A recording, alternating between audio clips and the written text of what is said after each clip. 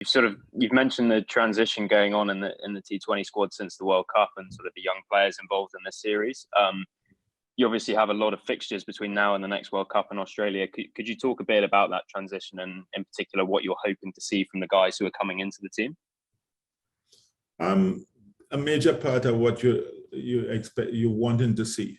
We as a cricketing nation, we always have players who have the ability to hit the ball over the fence.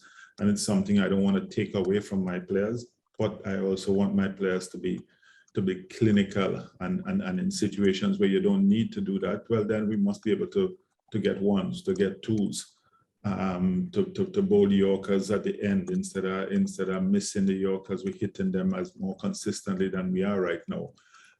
So there's a few things that we haven't been doing properly, and we've been working very hard on them. So I think the important thing is the youngsters to come in and hone their skills and be able to execute their skills in the middle, not just in practice. Just looking ahead to the England series coming up, what sort of things that you all could put in place to kind of mitigate the batting failures and try and get them to do better in the upcoming series? Well, I think we go back to the same thing.